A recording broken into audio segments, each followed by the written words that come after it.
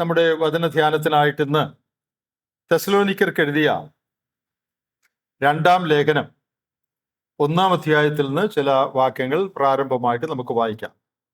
2 തെസ്സലോനിക്കർ 1-ാം അധ്യായത്തിന്റെ 6 മുതൽ 10 വരെയുള്ള വാക്യങ്ങൾ വായിക്കാം. 2 Thessalonians chapter 1 verses 6 to 10. കർത്താവായ യേശു തന്റെ ശക്തിയുള്ള ദൂതന്മാരുമായി സ്വർഗത്തിൽ നിന്ന് അഗ്നിജ്വാലയിൽ പ്രത്യക്ഷനായി ദൈവത്തെ അറിയാത്തവർക്കും നമ്മുടെ കർത്താവായ യേശുവിന്റെ സുവിശേഷം അനുസരിക്കാത്തവർക്കും പ്രതികാരം കൊടുക്കുമ്പോൾ നിങ്ങളെ പീഡിപ്പിക്കുന്നവർക്ക് പീഡയും പീഡ അനുഭവിക്കുന്ന നിങ്ങൾക്ക് ഞങ്ങളോടുകൂടെ ആശ്വാസവും പകരം നൽകുന്നത് ദൈവസന്നിധിയിൽ നീതിയല്ലോ. ആ നാളിൽ അവൻ തന്റെ വിശുദ്ധന്മാരിൽ മഹത്വപ്പെടേണ്ടതിനും ഞങ്ങളുടെ സാക്ഷ്യം നിങ്ങൾ വിശ്വസിച്ചതുപോലെ വിശ്വസിച്ച എല്ലാവരിലും താൻ അതിശയ വിഷയമാകേണ്ടതിനും വരുമ്പോൾ സുവിശേഷം അനുസരിക്കാത്തവർ കർത്താവിന്റെ സന്നിധാനവും അവന്റെ വല്ലഭത്വത്തോടു കൂടിയ മഹത്വവും വിട്ടകന്ന് നിത്യനാശം എന്ന ശിക്ഷാവിധി അനുഭവിക്കും. നമ്മുടെ കർത്താവിന്റെ 2-ാം വരവിനോടുള്ള ബന്ധത്തിലുള്ള 2-3 കാര്യങ്ങളാണ് ഇന്ന് ഓർപ്പിക്കാനായിട്ട് ഞാൻ ആഗ്രഹിക്കുന്നത്. കർത്താവിന്റെ 2-ാം വരവ് എന്നുള്ളത് നമ്മളെപ്പോഴും കേൾക്കുന്ന, നമ്മൾ പഠിക്കുന്ന വിഷയങ്ങളാണ്. നമുക്കൊരു ധാരണ ആ വിഷയത്തെക്കുറിച്ച് പൊതുവെ ഉണ്ട്. എന്നാൽ കർത്താവിന്റെ 2-ാം വരവിനോടുള്ള ബന്ധത്തിൽ നാം ശ്രദ്ധിക്കേണ്ട 2-3 കാര്യങ്ങളാണ് ഇന്ന് ഓർപ്പിക്കാനായിട്ട് ഞാൻ ആഗ്രഹിക്കുന്നത്. 2-ാം വരവിനായിട്ടുള്ള ഒരുക്കത്തെക്കുറിച്ച് പുതിയ നിയമത്തിൽ അനേക പ്രാവശ്യം പറഞ്ഞിട്ടുണ്ട്. ഏകദേശം ഒരു 15 കാര്യങ്ങൾ, ഒരുപക്ഷെ 15 കൂടുതൽ കാണും, എന്നാൽ ഏകദേശം ഒരു 15 കാര്യങ്ങൾ നമുക്ക് അക്കമിട്ട് കർത്താവിന്റെ വരവിനോടുള്ള ബന്ധത്തിൽ നാം എങ്ങനെ ഒരുങ്ങണം, എന്ത് ചെയ്യണമെന്ന് പറയുന്ന ഒരു 15 കാര്യങ്ങൾ നമുക്ക് പുതിയ നിയമത്തിൽ നിന്ന് എടുത്തു പഠിക്കാൻ കഴിയും. എന്നാൽ ഇന്ന് സമയമുള്ളതനുസരിച്ച് അതിൽ 2-3 കാര്യങ്ങൾ പറയണമെന്നാണ് ഞാൻ ആഗ്രഹിക്കുന്നത്. ബാക്കി കാര്യങ്ങളൊക്കെ എപ്പോഴെങ്കിലും സമയം പോലെ നമുക്ക് ചിന്തിക്കാൻ ഒത്താൽ നല്ലതാണ്. ഇവിടെ കർത്താവിന്റെ വരവ് എന്നുള്ളത് കൊണ്ട് നാം ഈ വിചിന്തനത്തിൽ ഉദ്ദേശിക്കുന്നത് കർത്താവിന്റെ വരവിന്റെ 2 പതനങ്ങളെയും ഒരുമിച്ച് ചേർത്താണ്. നമുക്കറിയാം, മധ്യാകാശത്തിൽ സഭയെ ചേർക്കാൻ വരും, ഉൽപ്രാപണം. അത് കഴിഞ്ഞ് പിന്നെ മഹത്വപ്രത്യക്ഷതയുണ്ട് ഒലിവുമലയിൽ വരുമ്പോൾ. അത് രണ്ടും 2 കാര്യമാണ്. അത് 2ആയിട്ട് പുതിയ നിയമത്തിൽ പറഞ്ഞിട്ടുണ്ട്. എന്നാൽ ഇന്നത്തെ എൻ്റെ ഈ പ്രസംഗത്തിൽ അങ്ങനെ അതിന് വിഭജിച്ച് ഞാൻ പറയുകയല്ല. കർത്താവിന്റെ വരവെന്ന ഒറ്റ കാര്യം മാത്രമായിട്ട് ഞാൻ പറയുക. അപ്പോൾ അത് 2 കാര്യവും അതിനകത്ത് ഉൾപ്പെടുന്നുണ്ട്. കർത്താവ് വരുന്നു എന്നുള്ളത് മാത്രമാണ് അതിൻ്റെ വിഭജനം. ഇന്ന് ഞാൻ പറയാൻ ഉദ്ദേശിക്കുന്നില്ല, അത് നമുക്കറിയാം. എന്നാൽ ഇന്ന് കർത്താവിന്റെ വരവ്, അതിൽ നാം ഒരുങ്ങേണ്ടത്, നാം ചെയ്യേണ്ട കാര്യം, പൊതുവെ കർത്താവിന്റെ വരവ് എന്ന് മാത്രമാണ് ഇന്ന് പറയാനായിട്ട് ഞാൻ ആഗ്രഹിക്കുന്നത്.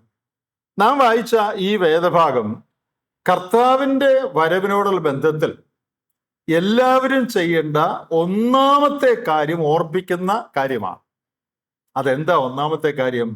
കർത്താവ് വരുന്നതുകൊണ്ട് നാം രക്ഷിക്കപ്പെടണം. കർത്താവിന്റെ വരവിനായിട്ട് എങ്ങനെയാണ് ജനങ്ങൾ ഒരുങ്ങേണ്ടത്?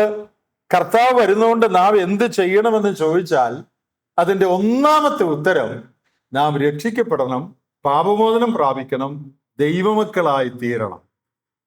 പുതിയ നിയമത്തിൽ കർത്താവിന്റെ വരവിനെക്കുറിച്ച് ഏറ്റവും ശക്തമായും ഏറ്റവും വ്യക്തമായും എക്സ്പ്ലിസിറ്റായി കർത്താവിന്റെ വരവിന്റെ ഗാംഭീര്യം, അതിൻ്റെ ഭയങ്കരത്വം, കർത്താവിന്റെ വരവിൽ രക്ഷിക്കപ്പെടാത്തവർക്ക് സംഭവിക്കാൻ പോകുന്ന ശിക്ഷ, അവർക്കുണ്ടാകാൻ പോകുന്ന ന്യായവിധി, ഇതിനെക്കുറിച്ച് പുതിയ നിയമത്തിൽ ഏറ്റവും തെളിവായിട്ട് പറഞ്ഞിരിക്കുന്ന ഭാഗമാണ് ഇപ്പം നമ്മൾ വായിച്ചത്. വേറെയും ഭാഗങ്ങളുണ്ട്. എന്നാൽ കർത്താവിന്റെ വരവിനോടുള്ള ബന്ധത്തിൽ ഏറ്റവും സൊളംനിറ്റിയോടുകൂടെ, ഗൗരവത്തോടുകൂടെ, ഏറ്റവും വായിക്കുന്നവർക്ക് ഭയപ്പാടുണ്ടാക്കുന്ന നിലയിൽ കർത്താവിന്റെ വരവിൽ സംഭവിക്കാൻ പോകുന്ന, രക്ഷിക്കപ്പെടാത്തവർക്ക് സംഭവിക്കാൻ പോകുന്ന ശിക്ഷ, അതിനെ ശക്തമായ ഭാഷയിൽ പറയുന്ന, ഇതുപോലെ പറയുന്ന വേറെ ഒരു ഭാഗവും പുതിയ നിയമത്തിൽ ഉണ്ടോ എന്ന് സംശയമാണ്. വേറെ ഭാഗങ്ങളൊക്കെ ഉണ്ട്, എന്നാൽ വളരെ തെളിവായിട്ടും ശക്തമായിട്ടും പറയുന്ന ഒരു ഭാഗമാണ് നാം ഇവിടെ വായിച്ചത്. കർത്താവിന്റെ വരവ്, അവൻ അഗ്നിജ്വാലയിൽ പ്രത്യക്ഷനാകും. പിന്നെ സുവിശേഷം അനുസരിക്കാത്തവർക്ക് പ്രതികാരം കൊടുക്കും. പിന്നെ ആ വരവിൽ രക്ഷിക്കപ്പെടാത്തവര്, സുവിശേഷം അനുസരിക്കാത്തവർ കർത്താവിന്റെ സന്നിധാനവും അവന്റെ വല്ലഭത്വത്തോടു കൂടിയ മഹത്വവും വിട്ടകന്ന് നിത്യനാശം എന്ന ശിക്ഷാവിധി അനുഭവിക്കും. ആ പ്രയോഗങ്ങൾ ശ്രദ്ധിക്കുക. വളരെ ശക്തമായ പ്രയോഗങ്ങളാണ്, വ്യക്തമായ പ്രയോഗങ്ങളാണ്. അവൻ, കർത്താവായ യേശു, തന്റെ ശക്തിയുള്ള ദൂതന്മാരുമായി സ്വർഗത്തിൽ നിന്ന് അഗ്നിജ്വാലയിൽ പ്രത്യക്ഷനാകും. അത് തന്നെ ഭയപ്പെടുത്തുന്ന ഒരു സ്റ്റേറ്റ്മെന്റാ. അങ്ങനെ പ്രത്യക്ഷനാകുമ്പോൾ സുവിശേഷം അനുസരിക്കാത്തവർക്ക് അവൻ പ്രതികാരം കൊടുക്കും. താഴെ പറയുമ്പോൾ സുവിശേഷം അനുസരിക്കാത്തവർ കർത്താവിന്റെ സന്നിധാനവും അവന്റെ വല്ലഭത്വത്തോടുകൂടെ മഹത്വവും വിട്ടകന്ന് നിത്യനാശം എന്ന ശിക്ഷാവിധി അനുഭവിക്കും. അപ്പോൾ കർത്താവിന്റെ വരവിൽ, പൊതുവിൽ വരവെന്ന് മാത്രമേ ഇപ്പൊ ഞാൻ പറയുന്നുള്ളൂ, അത് ഞാൻ നേരത്തെ പറഞ്ഞു. കർത്താവിന്റെ വരവിൽ, കർത്താവ് മടങ്ങി വരുമ്പോൾ സുവിശേഷം അനുസരിക്കാത്തവർക്ക് കഠിനമായ ശിക്ഷയുണ്ടാകും. അവർക്ക് എന്ത് ഭവിക്കുമെന്നാണ്? അവന്റെ വല്ലഭത്വത്തോടുകൂടിയ മഹത്വവും വിട്ടകന്ന് നിത്യനാശം, സന്നിധിയും വിട്ടകന്ന് നിത്യനാശം എന്ന ശിക്ഷാവിധി അനുഭവിക്കാനായിട്ട് ഇടയായിത്തീരും. സുവിശേഷം അനുസരിക്കാത്തവർക്ക് പ്രതികാരം കൊടുക്കും. അപ്പോൾ കർത്താവിന്റെ വരവെന്ന വിഷയം പറയുമ്പോൾ ഞാൻ വിചാരിക്കുന്നു ആദ്യം പറയേണ്ട കാര്യം ഇതാണ്: കർത്താവ് വരുന്നതുകൊണ്ട് എല്ലാവരും രക്ഷിക്കപ്പെടും. രക്ഷിക്കപ്പെട്ടില്ലെങ്കിൽ കഠിനമായ ശിക്ഷ, നിത്യനാശം, കർത്താവിന്റെ സന്നിധാനവും അവന്റെ വല്ലഭത്വവും വിട്ടകന്ന് നിത്യനാശം അനുഭവിക്കും.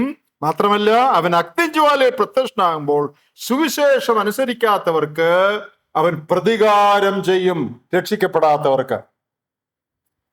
വിശ്വാസികളുടെ കൂട്ടത്തിൽ ഇത് പറയണമോ എന്ന് സംശയമുള്ള പലരും കാണും. എന്നാൽ എൻ്റെ ഈ കഴിഞ്ഞ അനേക വർഷങ്ങളിലെ അനുഭവത്തിലും ഈ നാളുകളിലെ കൂടുതൽ അനുഭവത്തിലും വിശ്വാസികൾ എന്ന് പറയുന്നവരുടെ കൂട്ടത്തിൽ രക്ഷിക്കപ്പെടണമെന്നുള്ള കാര്യം ഊന്നി പറയണമെന്ന് എനിക്ക് വളരെ ബോധ്യമുണ്ടായിട്ടുണ്ട്. അതിന് കാരണം എന്താണെന്ന് ചോദിച്ചാൽ, രക്ഷിക്കപ്പെട്ടു എന്ന് പറയുന്ന അനേകരും രക്ഷിക്കപ്പെട്ടതാണെന്ന് വിചാരിക്കാൻ ന്യായമില്ല വേദപുസ്തക പ്രകാരം. ഞാൻ അനേക ആളുകളോട്, പ്രത്യേകിച്ച് ചെറുപ്പക്കാരോട് സംസാരിക്കുന്ന ഒരാളാണ്. ഈ കഴിഞ്ഞ ആഴ്ചയും ക്യാമ്പായിരുന്നു, ക്യാമ്പിൽ സംസാരിച്ചു. അപ്പോഴെല്ലാം എനിക്ക് ബോധ്യപ്പെടുന്ന ഒരു കാര്യം, രക്ഷിക്കപ്പെട്ടോ? രക്ഷിക്കപ്പെട്ടു. പിന്നെ 2 ചോദ്യം ചോദിച്ചാൽ ഒരു പിടുത്തവുമില്ല ഇതെന്താണ്. ഞാൻ ഈ 2 ദിവസം മുമ്പ് ഒരു ബാലനോട്, ഒരു ചെറുപ്പക്കാരനോട് സംസാരിച്ചു. രക്ഷിക്കപ്പെട്ടു എന്ന് പറഞ്ഞാണ് സംസാരം തുടങ്ങിയത്. അപ്പൊ ഞാൻ ചോദിച്ചു, രക്ഷിക്കപ്പെടാൻ നീ എന്താ ചെയ്തത്? അപ്പോൾ ഞാൻ വിശ്വസിച്ചു എന്ന് പറഞ്ഞാൽ യേശുക്രിസ്തു എനിക്ക് വേണ്ടി മരിച്ചു എന്ന് ഞാൻ വിശ്വസിച്ചു. വേറെ എന്തെങ്കിലും ചെയ്തോ? വേറെ എന്താണ് ചെയ്തത്? അവന് വേറൊന്നും പറയാനില്ല. രക്ഷിക്കപ്പെടലിനെ കുറിച്ച് യാതൊന്നും പറയാനില്ല. അപ്പോൾ ഞാൻ അവനോട് ചോദിച്ചു, യേശുക്രിസ്തു എൻ്റെ പാപത്തിന് വേണ്ടി മരിച്ചെന്ന് എല്ലാ ക്രിസ്ത്യാനികളും വിശ്വസിക്കുന്നുണ്ട് അല്ലേ? ആഴ്ചതോറും നമ്മുടെ ഈ കാഞ്ഞിരത്തമ്മയുടെ കവലയിൽ ആ കുരിശ് പള്ളിയുടെ അവിടെ പ്രാർത്ഥനയുണ്ട്, നിങ്ങളെല്ലാം കണ്ടിട്ടുണ്ടല്ലോ. അവരിൽ ഒരാളെ വിളിച്ച് ചോദിച്ചേ, യേശുക്രിസ്തു നിന്റെ പാപത്തിന് വേണ്ടിയാണ് മരിച്ചതെന്ന് വിശ്വസിക്കുന്നുണ്ടോ എന്ന് ചോദിച്ചാൽ എന്തായിരിക്കും ഉത്തരം? വിശ്വസിക്കുന്നുണ്ട്. എല്ലാ ക്രിസ്ത്യാനിയും വിശ്വസിക്കുന്നുണ്ട്. അവരെല്ലാം രക്ഷിക്കപ്പെട്ടോ?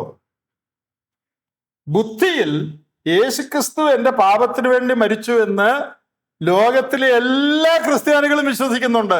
അത് വിശ്വസിക്കാത്ത ക്രിസ്ത്യാനികൾ കുറവാണ്. അവരെല്ലാവരും രക്ഷിക്കപ്പെട്ടവരാണ്. അപ്പൊ വിശ്വസിക്കുക എന്ന് പറഞ്ഞാൽ എന്താ? അനേകരെ സംബന്ധിച്ചും കേവലം ബുദ്ധിയിലുള്ള ഒരു അറിവ് അല്ലെങ്കിൽ കൺസെന്റ്, സമ്മതം, അതാണ് വിശ്വാസം എന്ന് പലരെ സംബന്ധിച്ചും പറയുന്നത്.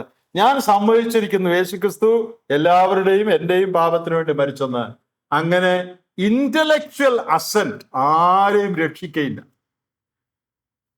നമ്മുടെ കുടുംബങ്ങളിൽ ജനിച്ചു വളരുന്ന അനേകർക്കും സംഭവിക്കുന്ന ഒരു വലിയ ദോഷം, ചെറുപ്പം മുതൽ ഇത് കേട്ടാണ് അവർ വളരുന്നത്. അവർക്കത് വിശ്വാസമാണ് കർത്താവ് എനിക്ക് വേണ്ടി മരിച്ചെന്ന്. അതുകൊണ്ട് അവർ രക്ഷിക്കപ്പെട്ടെന്ന് വിശ്വസിച്ചിരിക്കുകയാണ്. അങ്ങനെ ആരും രക്ഷിക്കപ്പെടുകയില്ല. ഈ ഭാഗം തന്നെ ഒന്ന് ശ്രദ്ധിക്കുക. ഇവിടെ 7-ാം വാക്യത്തിൽ സുവിശേഷം വിശ്വസിക്കാത്തവർക്ക് പ്രതികാരം കൊടുക്കുമെന്നല്ല, സുവിശേഷം അനുസരിക്കാത്തവർക്ക്. ഇനി അതിന്റെ താഴെ 10-ാം വാക്യത്തിൽ എന്താ പറയുന്നത്? സുവിശേഷം അനുസരിക്കാത്തവർ.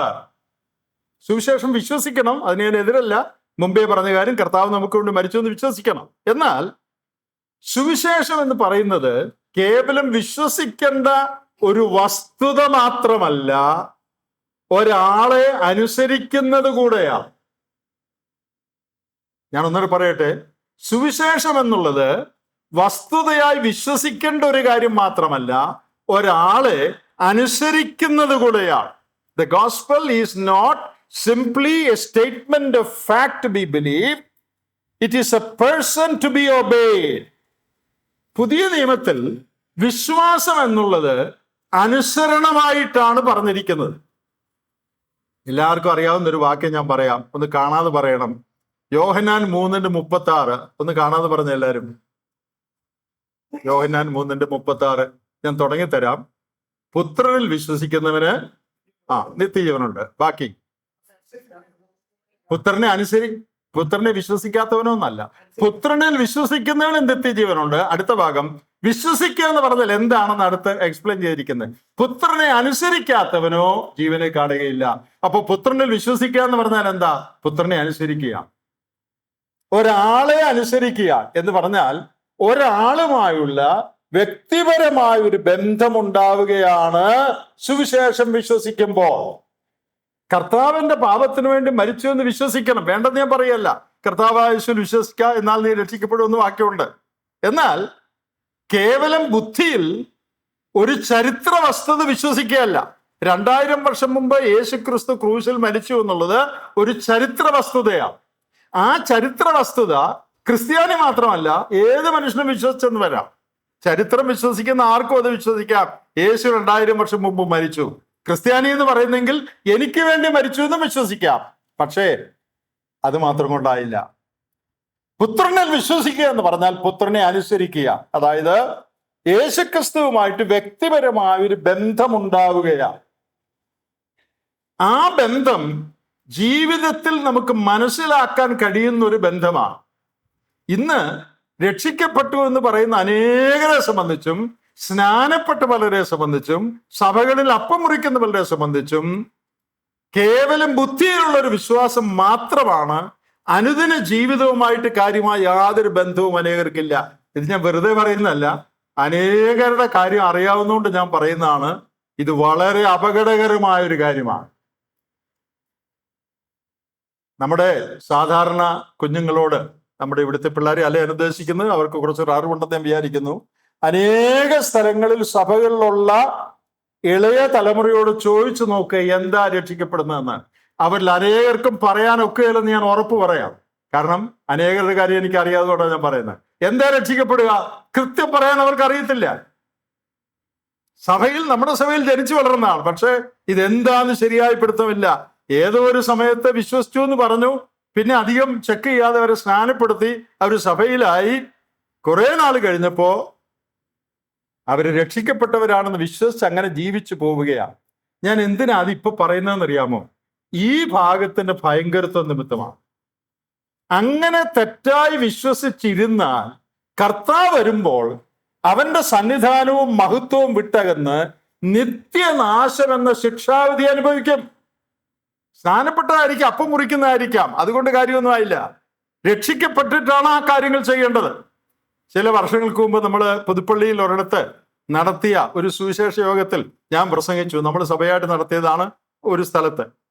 ആ യോഗം കഴിഞ്ഞപ്പോ സ്നാനപ്പെട്ട് അപ്പം മുറിക്കുന്ന ഒരാള് എന്നെ ആ കൺവെൻഷന്റെ ആ സൈഡിലോട്ട് വിളിച്ചുകൊണ്ട് പോയിട്ട് പറഞ്ഞു, എനിക്ക് രക്ഷിക്കപ്പെടണമെന്ന് പറഞ്ഞു. ഉണ്ടായ സംഭവം ഞാൻ പറയാം, നമ്മുടെ ഇവിടെ ഉണ്ടായൊരു സംഭവം. അപ്പൊ ഞാൻ ചോദിച്ചു, സ്നാനപ്പെട്ട് കൂട്ടായ്മയിലുള്ള ആളല്ലേ രക്ഷിക്കപ്പെടണമെന്ന് പറയുന്നത്? അവർ പറഞ്ഞു, ഏതോ ഒരു സാഹചര്യത്തിൽ മറ്റു പലരുമൊക്കെ സ്നാനപ്പെട്ട കൂട്ടത്തിൽ ഞാനും അങ്ങ് സ്നാനപ്പെട്ടതാണ്. എന്നാൽ ഇന്ന് രാത്രി സുവിശേഷ പ്രസംഗം കേട്ടപ്പോൾ രക്ഷിക്കപ്പെടണം എന്ന് എനിക്ക് തോന്നി, എനിക്കിന്ന് രക്ഷിക്കപ്പെടണം. അല്ല, നീ രക്ഷിക്കപ്പെട്ടതാ എന്ന് പറയാൻ എനിക്ക് അവകാശമുണ്ട്? എനിക്ക് അവകാശമില്ല. അവൻ പറയാൻ ഞാൻ രക്ഷിക്കപ്പെട്ടതല്ലെന്ന്. അല്ല, നീ രക്ഷിക്കപ്പെട്ടതാണ് എന്ന് എനിക്ക് പറയാൻ പറ്റുകയില്ല. പ്രിയപ്പെട്ടവരെ, ഈ പ്രസംഗം ഇവിടെ ഇരിക്കുന്ന നിങ്ങൾ മാത്രമല്ല കേൾക്കുന്നത്. നിങ്ങൾക്കറിയാം, ലോകത്തിന്റെ നാനാ രാജ്യങ്ങളിലെ ആളുകൾ നാം ഇവിടെ ചെയ്യുന്ന പ്രസംഗങ്ങൾ കേട്ടുകൊണ്ടിരിക്കുക. ലോകത്തിലെ വിശ്വാസ സമൂഹം എന്ന് പറയുന്ന എല്ലാവരും ഈ കാര്യം അറിയണം. രക്ഷിക്കപ്പെടുക എന്ന് പറയുന്നത് കേവലം ബുദ്ധിയിലെ ഒരു കാര്യം വിശ്വസിക്കുക മാത്രമല്ല, എന്റെ പാപങ്ങളുടെ പരിഹാരത്തിന് വേണ്ടി കർത്താവ് മരിച്ചു എന്നറിഞ്ഞ് അവനിൽ ഞാൻ ആശ്രയിക്കയാ. ഇന്ന് രാവിലെ നമ്മൾ വായിച്ച സങ്കീർത്തനം ഏതാ പറഞ്ഞേ, പെട്ടെന്ന് പറ. 34. അതിന്റെ ഒടുവിലത്തെ വാക്യം എന്താ? ആര് ശിക്ഷ അനുഭവിക്കായിരുന്ന? ആർക്ക് ശിക്ഷയില്ലെന്നായി നമ്മൾ വായിച്ചേ? അവനെ പറ, ശരണമാക്കുന്നവരാരും ശിക്ഷ അനുഭവിക്കുകയില്ല. അപ്പൊ ആരാ ശിക്ഷ അനുഭവിക്കാത്ത? അവനെ ശരണമാക്കിയവര്. അപ്പൊ രക്ഷിക്കപ്പെടുന്നതിൽ അനുസരണമുണ്ട്, ആശ്രയമുണ്ട്. എന്റെ പാപങ്ങളുടെ പരിഹാരത്തിനായി കർത്താവ് മരിച്ചു എന്നറിഞ്ഞ് ഞാൻ പൂർണ്ണ ഹൃദയത്തോടെ പാപമോചനത്തിനായി അവനിൽ ശരണപ്പെടുകയാ, അവനിൽ ആശ്രയിക്കുക. അങ്ങനെ ഒരു അനുഭവം ക്ലിയർ ആയിട്ട് രക്ഷിക്കപ്പെട്ടു എന്ന് പറയുന്നവർക്കുണ്ടായിരിക്കണം. യേശു നമ്മുടെ പാപത്തിന് വേണ്ടി മരിച്ചു എന്ന് ആരോ പറഞ്ഞു, ഞാനത് വിശ്വസിച്ചു. അങ്ങനെ വിശ്വസിച്ചുണ്ടോ? വഴിയെ നടക്കുന്നവരെല്ലാം അത് വിശ്വസിക്കുന്നവരാണ്. അങ്ങനെ വിശ്വസിച്ചുണ്ടായില്ല.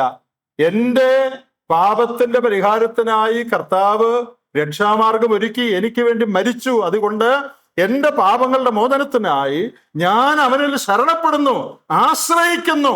വ്യക്തിപരമായി കർത്താവിൽ ഞാൻ ആശ്രയിക്കുക. വേദപുസ്തകത്തിൽ വിളിക്കുന്നത് വീണ്ടും ജനനമെന്നാണ്. എന്തൊരു ജനനം എന്ന് പറഞ്ഞാൽ എന്തോ ഒരു വലിയ കാര്യമാണ്. വീണ്ടും ജനിക്കുകയാണ് ഒരാൾ.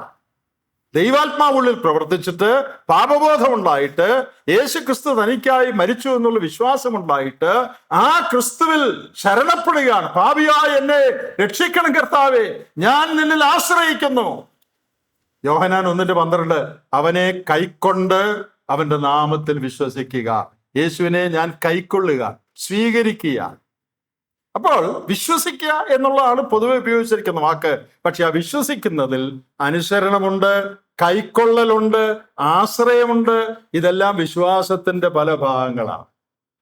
ഞാൻ ഇത്രയും ഗൗരവമായിട്ട് ഇത് പറയാൻ കാര്യം, പ്രിയപ്പെട്ടവരെ, രക്ഷിക്കപ്പെട്ടു എന്ന് ധരിച്ച് സഭകളിലിരുന്ന് സ്നാനപ്പെട്ട് അപ്പം മുറിച്ചു പോയാലും കർത്താവ് മടങ്ങി വരുമ്പോൾ വാസ്തവമായി രക്ഷിക്കപ്പെട്ടതല്ലെങ്കിൽ അവർ എന്ത് സംഭവിക്കുമെന്ന അവന്റെ സന്നിധാനവും വല്ലഭത്വത്തോടുകൂടിയ മഹത്വവും വിട്ടകന്ന് നിത്യ നാശം എന്ന ശിക്ഷാവിധി അനുഭവിക്കും.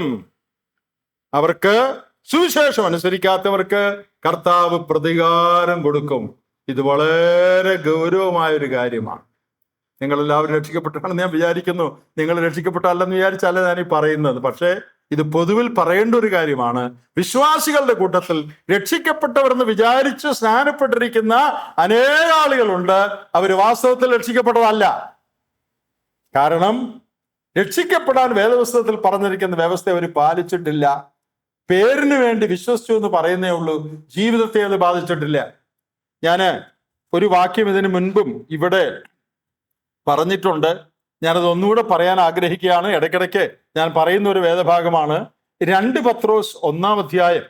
നമ്മളിവിടെ പലപ്പോൾ ചിന്തിച്ചിട്ടുള്ള ഒരു വേദഭാഗമാണ്. 2 പത്രോസ് 1-ാം അധ്യായത്തിന്റെ അതിൻ്റെ 6-ാമത്തെ വാക്യം. 2 Peter chapter 1 verse 6. അതുകൊണ്ട് സഹോദരന്മാരെ, നിങ്ങളുടെ വിളിയും തെരഞ്ഞെടുപ്പും ഉറപ്പാക്കുവാൻ അധികം ശ്രമിപ്പീൻ. നിങ്ങളുടെ വിളിയും തെരഞ്ഞെടുപ്പും നിങ്ങൾ ഉറപ്പാക്കണം. വേറെ പറഞ്ഞാൽ ദൈവം എന്നെ വിളിച്ചു, ദൈവം എന്നെ തെരഞ്ഞെടുത്തു എന്ന് ഞാൻ ഉറപ്പാക്കണം. എങ്ങനെ ഉറപ്പാക്കുന്നു?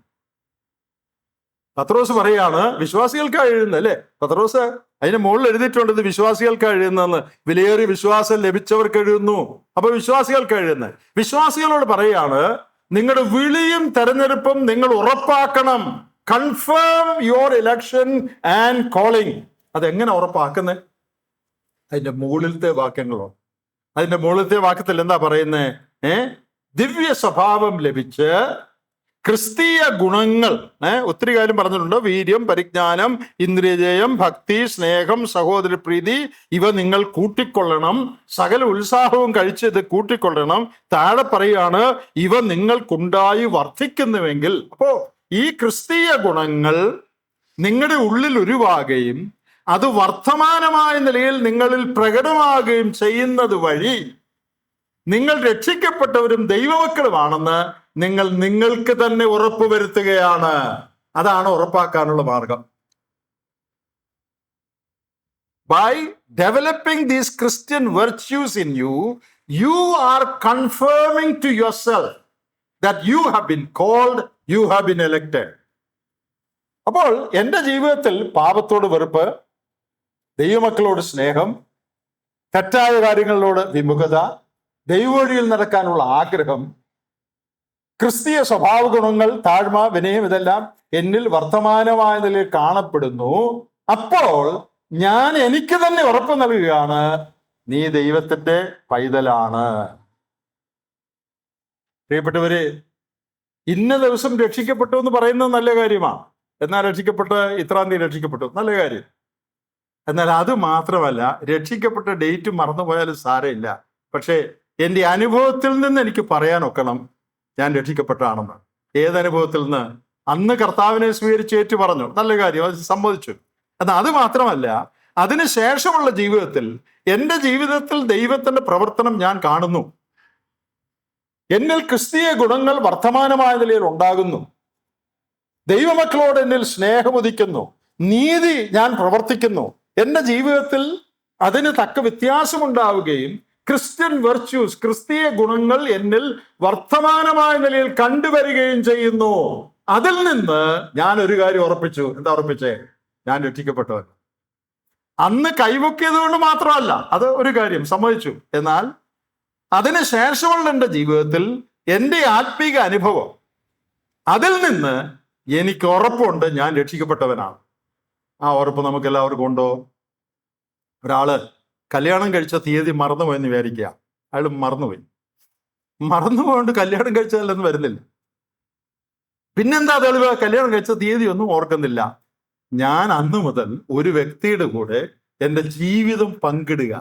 കഴിഞ്ഞ 30 വർഷമായി 50 വർഷമായി ആ ആളും ഞാനും ബന്ധത്തിലാണ്. ഞങ്ങൾ ഒരുമിച്ച് ജീവിക്കുകയാണ്. ഞങ്ങൾ സംസാരിക്കുന്നു, ഞങ്ങൾ ഒരുമിച്ച് പോകുന്നു, വരുന്നു, താമസിക്കുന്നു. ആ ബന്ധം എനിക്ക് ഉറപ്പ് തരികയാണ്. എന്താ? ഞാൻ വിവാഹിതനാണ്. അപ്പൊ അന്നത്തെ ഡേറ്റ് മാത്രമല്ല, ഡേറ്റ് നല്ല കാര്യം, ഡേറ്റ് മാത്രമല്ല, ആ ഡേറ്റിൽ സംഭവിച്ച കാര്യം കഴിഞ്ഞ് ഞാൻ ഏർപ്പെട്ട ബന്ധം, the relationship in which I am continuing, that confirms to me that I am a married person. ഇത് രക്ഷയുടെ കാര്യത്തിലും അങ്ങനെ ആയിരിക്കണം. ഡേറ്റ് മറന്നുകൊണ്ട് കുഴപ്പമൊന്നുമില്ല. പക്ഷേ അന്ന് ഞാൻ കർത്താവിൽ വിശ്വസിച്ചു, രക്ഷിക്കപ്പെട്ടു, നല്ല കാര്യം. മാത്രമല്ല, ഈ കഴിഞ്ഞ അനേക നാളുകളായി ദൈവവുമായുള്ള വ്യക്തിപരമായ ബന്ധത്തിൽ ഞാൻ ജീവിക്കുകയാണ്. ആ ഉറപ്പ് എനിക്ക് ഉണ്ടായിരിക്കണം. എൻ്റെ ആത്മീയ ജീവിതം ഞാൻ രക്ഷിക്കപ്പെട്ടവനാണെന്ന് എനിക്ക് ഉറപ്പ് തരുന്ന ജീവിതമായിരിക്കണം. യോഹന്നാന്റെ ലേഖനത്തിൽ ഒരുവൻ ദൈവവേദിലാണോ അല്ലയോ എന്നുള്ളതിന് യോഹന്നാൻ അനേക ടെസ്റ്റുകൾ പറയുന്നുണ്ട്. അതില് മോറൽ ടെസ്റ്റ് എന്ന് പറഞ്ഞൊരു ടെസ്റ്റ് ഉണ്ട്, ധാർമ്മിക പരിശോധന. പല ടെസ്റ്റുകളുണ്ട്. ആ മോറൽ ടെസ്റ്റിൽ പ്രധാനപ്പെട്ട ഒന്ന് യോഹന്നാൻ 3:10 പറഞ്ഞിട്ടുണ്ട്. ദൈവത്തിന്റെ മക്കൾ ആരെന്നും പിശാചിന്റെ മക്കൾ ആരെന്നും ഇതിനാൽ തെളിയുന്നു. മൂന്നാമതൊരു കൂട്ടരില്ല. യോഹന്നാൻ കൃത്യം പറയാണ്, ദൈവത്തിന്റെ മക്കൾ ആരാ, പിശാചിന്റെ മക്കൾ ആരാ. ഇതിനാൽ തെളിയുന്നു, സ്നാനപ്പെട്ടവരും അപ്പം മുറിക്കുന്നവരും ഞായറാഴ്ച യോഗത്തിൽ പോകുന്നവരും ദൈവമക്കളാകുന്നു. അങ്ങനെ അല്ല യോഹന്നാൻ പറഞ്ഞിരിക്കുന്നത്. അതെല്ലാം ചെയ്യണമെന്നുള്ളത് ശരിയാ. പിന്നെന്താ യോഹന്നാൻ പറഞ്ഞിരിക്കുന്നത്? എങ്ങനെ അറിയാം? നീതി പ്രവർത്തിക്കാത്തവൻ ആരും, സഹോദരനെ സ്നേഹിക്കാത്തവനും ദൈവത്തിൽ നിന്നുള്ളവനല്ല. നമുക്ക് വളരെ പ്രയാസമുള്ള ഒരു വാക്യായത്. ഇതങ്ങോട്ട് സമ്മതിച്ചു കൊടുക്കാൻ വലിയ പ്രയാസമാണ്. പക്ഷെ പുസ്തകത്തിൽ എഴുതിയിരിക്കുന്ന നമുക്ക് തിരുത്താൻ പറ്റുക. നീതി പ്രവർത്തിക്കാത്തവൻ, അവിടെ നീതി പ്രവർത്തിക്കുക എന്നുള്ളത് habitual life style of righteousness ആണ്. തുടർമാനമായി നീതിയുടെ ജീവിതം നയിക്കുക, അതാ നീതി പ്രവർത്തിക്കുക എന്ന് പറഞ്ഞാൽ. അങ്ങനെ ഇല്ലാത്തൊരുവൻ, അതായത് ജീവിതത്തിൽ രൂപാന്തരമുണ്ടായി പാപത്തോട് വെറുപ്പും നീതിയോട് സ്നേഹവും ഉള്ളിൽ വരാത്ത ഒരുവൻ ദൈവത്തിൽ നിന്ന് ജനിച്ചവനല്ല. എന്താ അങ്ങനെ പറയാൻ കാര്യം? അങ്ങനെ പറയാൻ വേറെയും കാരണങ്ങൾ പലതുണ്ട്. അതിന് ഒത്തിരി വിശദാംശങ്ങളിലേക്ക് ഇപ്പം ഞാൻ പോകുന്നില്ല. ഇവിടെ യോഹന്നാൻ പറയുന്നുണ്ട്, നമ്മൾ പാപം ചെയ്യാതെ ജീവിക്കാനായിട്ടുള്ള ഒരു കാരണം യോഹന്നാൻ പറയുന്നത് അതിന്റെ 9-ാം വാക്യം നോക്കിക്കേ. ദൈവത്തിൽ നിന്ന് ജനിച്ചവൻ ആരും പാപം ചെയ്യുന്നില്ല. അവിടെ പാപം ചെയ്യുന്നില്ല എന്നുള്ളത് ആക്ട്സ് ഓഫ് സിൻ അല്ല, പാപപ്രവൃത്തികൾ ഒരിക്കലും അവന്റെ ജീവിതത്തിൽ വരുന്നില്ല എന്നല്ല. രക്ഷിക്കപ്പെട്ട നമ്മുടെ എല്ലാവരുടെയും ജീവിതത്തിൽ പാപങ്ങളൊക്കെ ഇടയ്ക്കൊക്കെ വരാറുണ്ട്. എന്നാൽ ജീവിതം, ലൈഫ് സ്റ്റൈൽ, അത് പാപത്തിന്റെ ലൈഫ് സ്റ്റൈൽ അവനില്ല. തുടർമാനമായി അവൻ പാപജീവിതം നയിക്കുന്നില്ല. അതിന്റെ കാരണം യോഹന്നാൻ പറഞ്ഞത് കേട്ടോ, അവന്റെ വിത്ത് അവനിൽ വസിക്കുന്നു. രക്ഷിക്കപ്പെട്ട ഒരുവൻ പാപജീവിതത്തിൽ തുടരാൻ ഒക്കുകയില്ല. യോഹന്നാന്റെ ആർഗ്യുമെന്റാ. എന്താ കാരണം? അവന്റെ വിത്ത് അവനിൽ വസിക്കുന്നു. ഏതാ ഈ വിത്ത്? രണ്ട് ആശയത്തിൽ ഇതിനെ നമുക്ക് എടുക്കാം. ഒന്ന്, ദൈവ സ്വഭാവം അവനിൽ വസിക്കുന്നു. രക്ഷിക്കപ്പെട്ട നിമിഷത്തിൽ ദൈവത്തിന്റെ സ്വഭാവം അവന്റെ ഉള്ളിൽ വന്നു. 2 പത്രോസ് 1-ാം അധ്യായം നമ്മൾ മുമ്പേ വായിച്ചാൽ അവിടെ രക്ഷിക്കപ്പെട്ടവര് ദിവ്യ സ്വഭാവത്തിന് കൂട്ടാളികളായിത്തീരുന്നു. പ്രിയപ്പെട്ടവരെ, രക്ഷിക്കപ്പെട്ടവരിൽ ചിലർക്ക് ദിവ്യ സ്വഭാവം കിട്ടുമെന്നല്ല.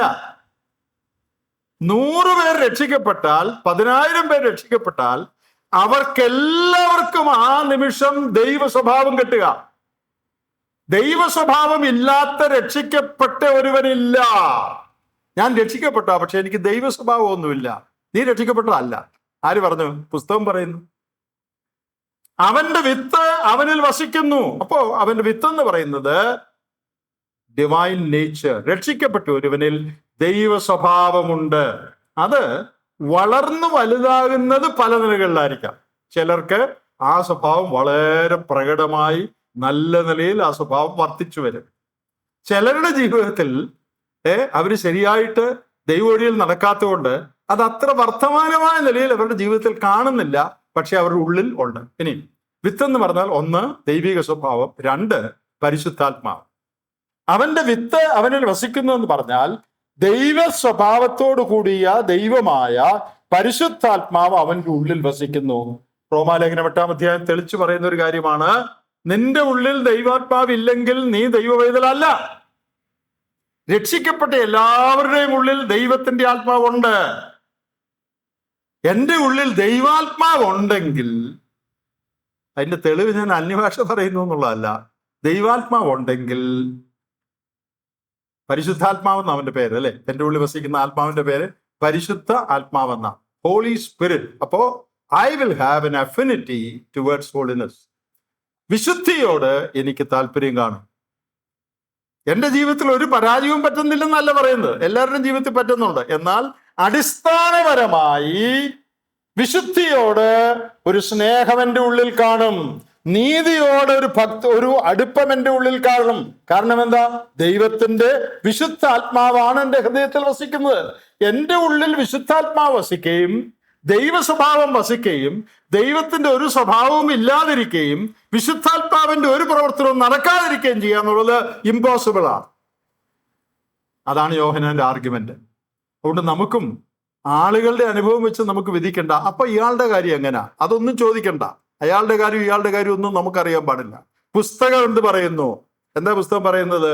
ദൈവത്തിൽ ജനിച്ചാൽ ദൈവ സ്വഭാവമുണ്ട്. ദൈവത്തിൽ ജനിച്ചവൻ അവന്റെ വിത്ത് വസിക്കുന്നു. ദൈവത്തിൽ ജനിച്ചവൻ നീതിയെ സ്നേഹിക്കുന്നു. ഒരു കാര്യം കൂടെ അവിടെ പറയുന്നുണ്ട്, നീതി പ്രവർത്തിക്കാത്തവൻ ആരും സഹോദരനെ സ്നേഹിക്കാത്തവനും എന്ന് പറഞ്ഞാൽ ദൈവത്തിൽ നിന്ന് ജനിച്ച ഒരുവന്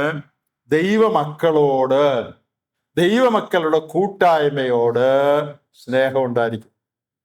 അതുകൊണ്ട് അവൻ ജീവിതകാലത്ത് ആരുമായിട്ട് പിണങ്ങുകയെന്നല്ല എൻ്റെ അർത്ഥം. അടിസ്ഥാനപരമായി മറ്റു ദൈവമക്കളോട് അവനൊരു റിലേഷൻഷിപ്പ് ഉണ്ട്, അവനൊരു അറ്റാച്ച്മെന്റ് ഉണ്ട്, അവനൊരു ബന്ധമുണ്ട്. ചിലപ്പോൾ അതിന് കുഴപ്പങ്ങളൊക്കെ വരുന്നുണ്ടായിരിക്കും, അത് പരിഹരിച്ചു പോകണം. അപ്പൊ രക്ഷിക്കപ്പെട്ടു എന്നുള്ളതിന്റെ തെളിവുകൾ യോഹന്നാൻ പറയുകയാണ്. നീതി പ്രവർത്തിക്കുക. എന്താ കാരണം? അവന്റെ വിത്ത് അവനിൽ വസിക്കുന്നു. പിന്നെ ദൈവമക്കളോട് അവനുള്ള അടുപ്പം. യോഹന്നാൻ തന്റെ ലേഖനത്തിൽ തന്നെ പറയുന്നുണ്ട്, ദൈവത്തിൽ നിന്ന് ജനിച്ചു എന്നുള്ളൊരു തെളിവ് ദൈവമക്കളെ സ്നേഹിക്കുന്നു എന്നുള്ളതാണ്. ദൈവമക്കളെ സ്നേഹിക്കാത്ത ഒരുവൻ ദൈവത്തെ സ്നേഹിക്കുന്നു എന്ന് പറയുന്നത് വ്യാജമാണ് എന്ന് യോഹന്നാൻ പറയുകയാണ്. അപ്പോൾ ഞാൻ ഇത്രയും ഇത് വിശദീകരിച്ച് പറഞ്ഞത്, രക്ഷിക്കപ്പെടലിനെ കുറിച്ച് ശരിയായ ഒരു ധാരണ നമുക്കുണ്ടായിരിക്കണം. നാം അത് ഇളം തലമുറയ്ക്ക് പറഞ്ഞു കൊടുക്കണം. അവര് സ്നാനപ്പെടാനൊക്കെ പറയുമ്പോൾ നല്ല കാര്യമാണ്. നാം ഇത് പറഞ്ഞ് ബോധ്യപ്പെടുത്തി അവർക്ക് ഈ അനുഭവം ഉണ്ടോ, അവരിത് മനസ്സിലാക്കിയിട്ടാണോ ഇത് ചെയ്യുന്നത് എന്നുള്ളത് നാം പ്രത്യേകം ശ്രദ്ധിക്കണം. അത് വളരെ പ്രധാനപ്പെട്ട ഒരു കാര്യമാണ്. ചില നാളുകൾക്ക് മുമ്പ് ഞാൻ വേറൊരു ചെറുപ്പക്കാരനോട് സംസാരിച്ച കാര്യം ഇതിനു മുമ്പ് ഇവിടെ പറഞ്ഞിട്ടുണ്ട്, ഒന്നുകൂടെ പറയുകയാണ്. അവൻ രക്ഷിക്കപ്പെട്ടാണെന്ന് പറഞ്ഞു. അപ്പോൾ ഞാൻ സന്ദർഭവശാൽ അവനോട് ചോദിച്ചു, നീ വേദപുസ്തകം വായിക്കാറുണ്ടോ? അവൻ ചെല്ലും, ഞാൻ വേദപുസ്തകം വായിക്കുന്നില്ല. നീ പ്രാർത്ഥിക്കുന്നുണ്ടോ? ഇല്ല, പ്രാർത്ഥിക്കുന്നുമില്ല. അപ്പൊ രക്ഷിക്കപ്പെട്ട ഒരാൾ വേദപുസ്തകം വായിക്കുന്നില്ല, പ്രാർത്ഥിക്കുന്നില്ല, പിന്നെ അവന്റെ ഉള്ളിൽ എന്താ? അവന് ദൈവവചനത്തോട് യാതൊരു താല്പര്യമില്ല. ഒരു കൊച്ച് ജനിച്ചു, ഒരു വിശപ്പുമില്ല, അതിന് പാലും കുടിക്കണ്ട, ഒന്നും വേണ്ട. അപ്പൊ ഏതാണ്ട് കുഴപ്പം ആ കൊച്ചിനുണ്ടെന്നുള്ളതിന് യാതൊരു സംശയമില്ല. പിന്നെ അവൻ കൂട്ടത്തിൽ പറഞ്ഞു, കുടുംബ പ്രാർത്ഥനയ്ക്ക് ഇരിക്കുമ്പോൾ ചിലപ്പോൾ പ്രാർത്ഥിക്കാറുണ്ടെന്ന്. അത് അപ്പനെ അമ്മയെ കാണിക്കാനായിരിക്കും അല്ലേ. അത് കഴിഞ്ഞ് ഒരു കാര്യം കൂടെ അവൻ പറഞ്ഞു, സഭയിൽ ആലോചന പറയാറുണ്ടെന്നോ. അതെങ്ങനെയാ പറയേണ്ടതെന്ന് അങ്കിളൊന്ന് പറഞ്ഞു തരാമെന്ന് ചോദിച്ചു. നമ്മുടെ ഇടയിലെ അധപ്പതനത്തിന്റെ ഏറ്റവും വലിയ ചിത്രമാണ്. ആളുകൾ വിചാരിച്ചിരിക്കുന്നത് സഭയിൽ എഴുന്നേറ്റ് ഒരു വാക്ക് പറഞ്ഞാൽ അവൻ ആത്മീയനായി. സഭയിൽ പറയേണ്ടെന്ന് വരികയല്ല. ഇവിടുത്തെ ചെറുപ്പക്കാരോട് ഞാൻ പലരോടും പറയാറുണ്ട്, പറയണം, സ്തോത്രം ചെയ്യണം, എഴുന്നേറ്റ് പറയണം, നല്ല കാര്യമാണ്. പക്ഷെ അത് ഏതിൽ നിന്നാണ് വരേണ്ടത്? എൻ്റെ ഉള്ളിൽ ദൈവവുമായി എനിക്കുള്ള ബന്ധത്തിൽ നിന്നാണ് ഞാൻ ഞായറാഴ്ച എഴുന്നേറ്റ് ആലോചന പറയേണ്ടത്. ഞാൻ വേദപുസ്തകം വായിക്കുകയില്ല, പ്രാർത്ഥിക്കുകയുമില്ല, എങ്ങനെയും ഒക്കെ ജീവിക്കും. പക്ഷെ ഞാൻ ആത്മീയനാണെന്ന് കാണിക്കാൻ ഞായറാഴ്ച എഴുന്നേറ്റ് 103-ാം സങ്കീർത്തനം വായിക്കും. അത് ദൈവസന്നിധിയിൽ സ്വീകാര്യമല്ല. എൻ്റെ ഉള്ളിലുള്ള ജീവനിൽ നിന്ന് വേണം എൻ്റെ ക്രിസ്തീയ ജീവിതത്തിന്റെ എല്ലാ പ്രകടനങ്ങളും വരുവാൻ. ആട്ടെ, ഞാൻ അത്രയും പറഞ്ഞത് വിടുകയാണ്. ഇത് എന്തിനാണ് ഇത്രയും വിശദമായിട്ട് ഇത് പറഞ്ഞത്? ഇത് വിശദമായിട്ട് പറഞ്ഞത് കർത്താവ് വരുമ്പോൾ സുവിശേഷം ആരനുസരിച്ചിട്ടില്ലയോ, ക്രിസ്തുവുമായി വ്യക്തിപരമായ ബന്ധത്തിലേക്ക് ആര് വന്നിട്ടില്ലയോ, അവര് നിത്യനാശമെന്ന ശിക്ഷാവിധി അനുഭവിക്കും. രക്ഷിക്കപ്പെട്ടു എന്ന് വിചാരിച്ചിരുന്നിട്ട് ഒരാള് നിത്യനരകത്തിൽ പോയാൽ അത് എത്രയോ ഭയാനകമായ ഒരു കാര്യമാണ്. ഈ ശിക്ഷയെക്കുറിച്ച് നമ്മൾ അറിഞ്ഞിരിക്കേണ്ട ഒരു കാര്യം, it is an irreversible experience. ഇത് തിരിക്കാൻ ഒക്കുന്ന അനുഭവമല്ല. കർത്താവ് വന്നു, രക്ഷിക്കപ്പെട്ടില്ല, നരകത്തിൽ പോയാൽ അത് കുറച്ചുനാൾ കഴിഞ്ഞ് തിരിച്ചെടുക്കാൻ ഒക്കുന്ന, മാറ്റാൻ ഒക്കുന്ന ഒരു അനുഭവമല്ല. It is an irreversible experience. മാത്രമല്ല, അത് വേറൊരു കാര്യം, നിത്യനാശം. അപ്പൊ ചിലര് നാശം എന്നുള്ളതുകൊണ്ട് ചിലർ വ്യാഖ്യാനിക്കുന്നത് ആള് നശിച്ചങ്ങ് പോകും, അനിഹിലേഷൻ, ആളില്ലാതെ പോകുന്ന. അങ്ങനെയല്ല. ആ വാക്യം ശ്രദ്ധിച്ച്, നിത്യനാശം എന്ന ശിക്ഷാവിധി അനുഭവിക്കുമെന്ന. ഇല്ലാതെ പോകുകയാണ്, പിന്നെ അനുഭവിക്കണ്ടല്ലോ അല്ലെ. രക്ഷിക്കപ്പെടാത്തവനെല്ലാം നശിച്ചുപോയി എന്ന് പറഞ്ഞാൽ അവന് പിന്നെ ഇല്ല. അങ്ങനെയാണ്, പിന്നെ അനുഭവിക്കാനൊന്നും ഇല്ലല്ലോ, ശിക്ഷ അനുഭവിക്കുന്നില്ലല്ലോ. അപ്പോ അവന് ഇല്ലാതെ പോകുകയല്ലേ. ഇല്ലാതെ പോകുന്നു എന്നല്ല വേദപുസ്തകം പഠിപ്പിക്കുന്നത്.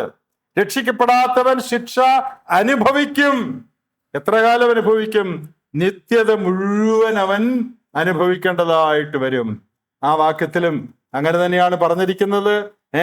നിത്യനാശം അനുഭവിക്കേണ്ടതായിട്ട് വരും. അതുകൊണ്ട് പ്രിയപ്പെട്ടവരെ, ഇല്ലാതെ പോവുകയല്ല, പിന്നെ അവരുടെ ജീവിതത്തിൽ നാശം അവര് അനുഭവിക്കാനായിട്ട് പോവുകയാണ്.